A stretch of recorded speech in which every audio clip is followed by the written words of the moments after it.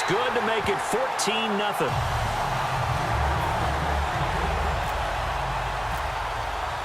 Boswell now to kick it away after the touchdown. That'll be taken in the end zone. And he's able to get it across the 20, but not by much, as he's marked down at the 21-yard line. And now here comes Kansas City. And last time out, went for it on 4th down, turned it over, gave him great field position, turned it to 6 points, so they've got to recover here, Charles. It's amazing what one decision can do in the chain of events, right? The decision to go for it on 4th down. Caused all of that. It caused every bit of it, but it showed confidence. Hey, I've got confidence in you guys. Go pick it up for them. Didn't happen. Also showed confidence in the defense. They didn't pick up their end of the bargain, so now they've got to come back out and start over and rebuild that confidence. They'll need to get the play off quickly. They'll run with Davis. And a short gain there as he'll get it up only to about the 24. 2 yards on the carry there, and it'll be 2nd down. In today's NFL, you hear all the time about stretching the field and creating space in order to run plays. A toss play will help accomplish that because now you're pushing a defense to chase you all the way to the edges and to the sideline. That's a nice run, probing now early to try and get things done later.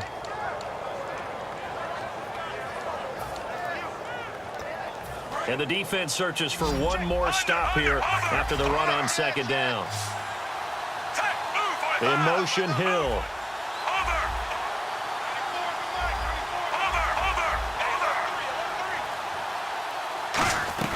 3rd and 2, Smith. And it's complete to Kelsey. And that went good for 16 yards and a first. And Brandon, from our time in college football, where receivers weren't running the traditional NFL route tree, one thing they did learn, find open areas, find soft spots, and set up and catch the ball. And I think we just saw that there. Yeah, we saw that indeed, picking up the first. Smith on 1st down. And no escaping this time as he'll go down. They got him for a sack. Stephon Tuitt coming hard that time. He's able to run him down for a loss of 12.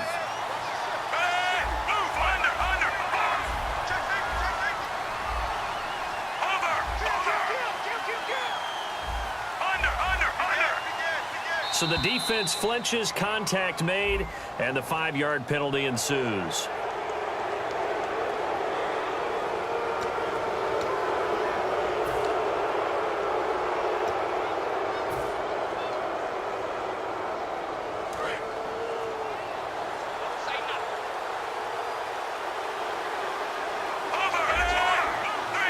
The defensive line disperses a little bit here, maybe expecting a pass. Back to throw, Smith. And he is going to lose yardage here. They'll wind up losing 3. And now it's 3rd down. Back now with Charles Davis. I'm Brandon Gaudin as the Chiefs in possession of the football as we begin the 2nd quarter. They do, however, have a tough 3rd and long coming up.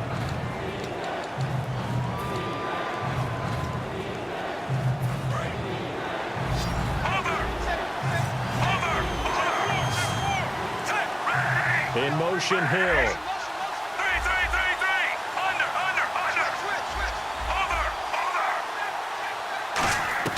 3rd and long, it's Smith. And able to find Conley. And he's brought down after a good gain. A very nice pickup of 33 yards. Now that play will end up on the highlights, and you'll see it all over the place. But what you won't see, the offensive line that bought the extra time, that allowed for the big completion downfield, those guys made that play possible. In motion, the tight end, Kelsey.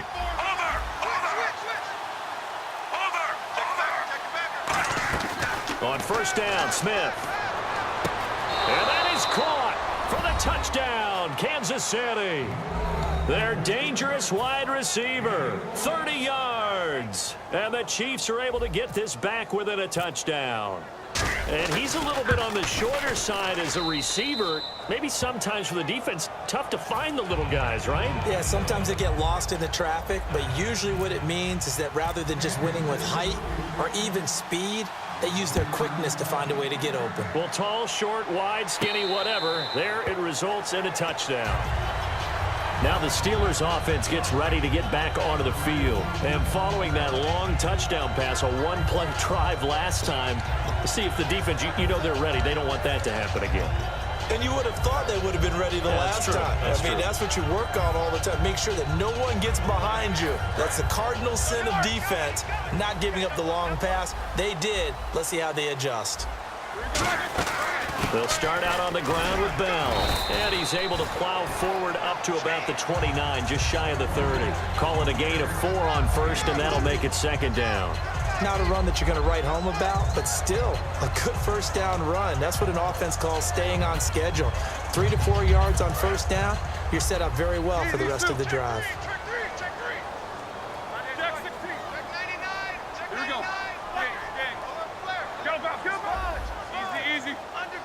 They come up with one running back. That's Bell. A fake to Bell. Now it's Roethlisberger. He's going to go for a big play downfield.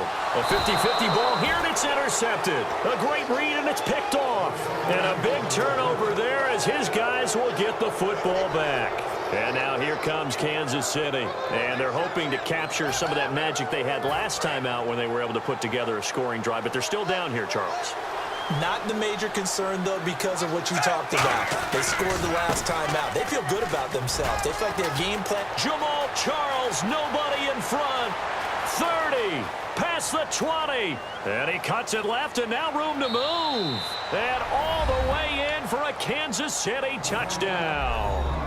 Jamal Charles, 81 yards. And the Chiefs are an extra point away from tying up this football game.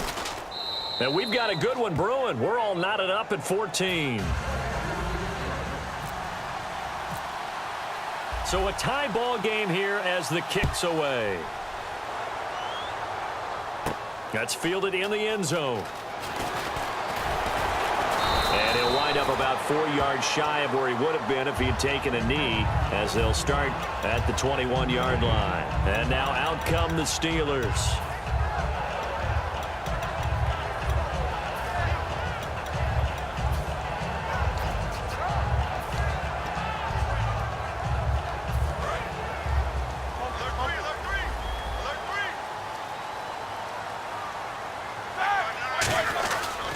Start the drive with a carry by Bell. And he'll find some space up to about the 25. It's a pickup of 4, and it'll bring up second down. We always like to talk about defense in terms of levels. First level defensive line, second level linebackers, third level defensive backs. On that run, that was what we call a first level run, and it was stopped by a second level player. Toward the sideline, and look at that catch. Dragging the toes, and that's going to be a first down. Well done.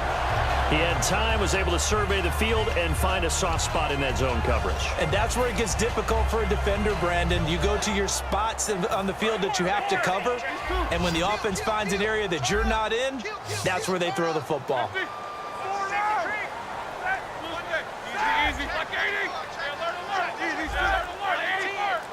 They come up with one running back. That's Bell. Looking for an opening, not much there. He'll get it to the 39. Just a yard on the first down carry, so it's 2nd and 9. A 1-yard gain can look like a disaster, but it all depends on how the game is going.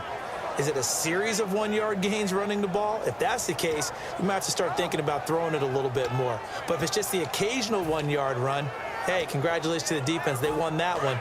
Come back and get them the next time. And after the play on the ground, that brings up second down here. These two.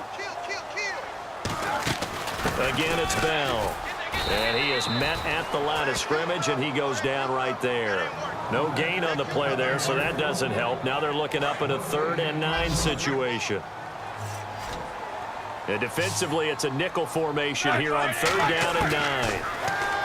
Now it's Roethlisberger. And able to find Green. And he takes this one all the way across midfield into enemy territory down to the 40-yard line. So 2 minutes to go in a wild first half. Back to Heinz Field after this. Offense comes to the line now, 1st and 10.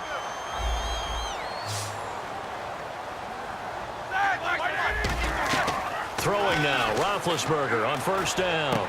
Looking left side, he's got it, complete. And he's brought down after a good game. Okay, and you're fantasy league, did Antonio Brown go first? In both of my leagues, he went first, yes. And rightly so. We saw what he did against Kansas City. He got Pittsburgh off to a roaring start. 2 touchdowns early, and then that allowed them to coast the rest of the way. He may only be 5'10", but he is a load to handle out wide. It's going to be a long day. Check it out, me.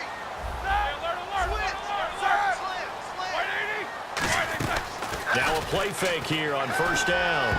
Looking middle, and it's incomplete. Trying to get it there to Martavis Bryant. And it's second down. It's always tough for the guys throwing the football when they think they've got a completion and the ball's almost there, and then someone sneaks a hand or two in and bats it away. So they're still at the original line of scrimmage here. Second down and 10.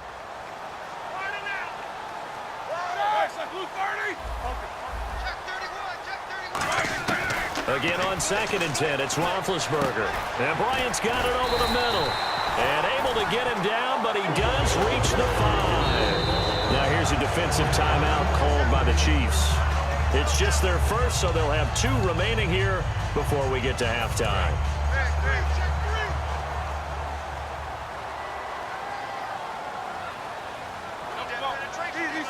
First and goal from the 5. Now Bell. And he's in. Touchdown, Pittsburgh. Le'Veon Bell with his second touchdown here in this first half. And the Steelers are going to take the lead. It's up and good, and that'll make the score 21-14. Boswell now to kick it away after the touchdown. This fielded a few yards into the end zone. And good starting field position. He'll get this one all the way up to about the 35-yard line. Now the Chiefs offense, they get ready to head on the field. And they hit the home run last drive. One play on the ground all the way to the house. Now the defense, maybe they're expecting a run here. Partner, I love your description because when we talk about hitting the home run, we're usually thinking about a passing play, aren't we? Something in the air, deep ball. But how about them just taking it big-time jaunt? Now if you're coming back out, now they've established this run game, the play-action pass could very well be open. In motion, Hill.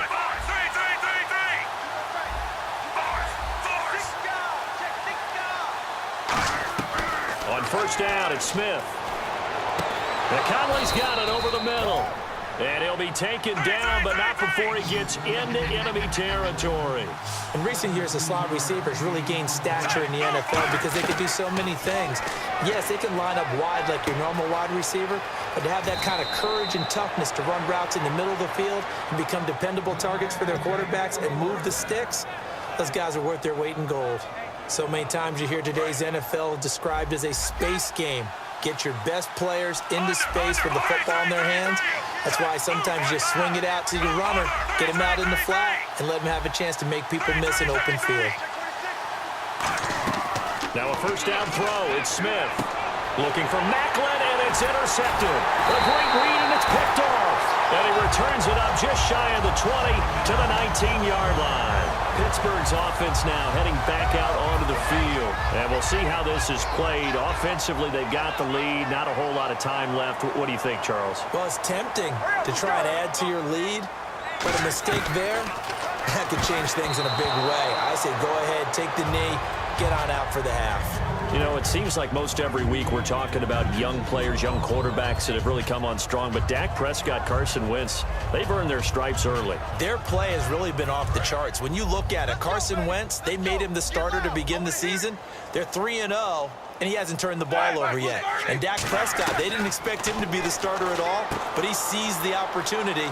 His team is 3-1, and he hasn't turned the ball over. Yeah, 8 touchdowns, no interceptions between those two guys.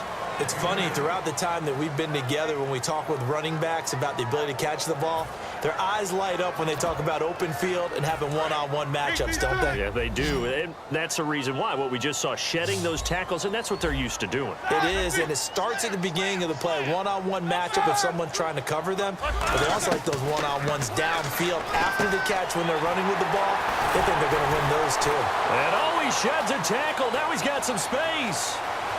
And into the end zone. Touchdown.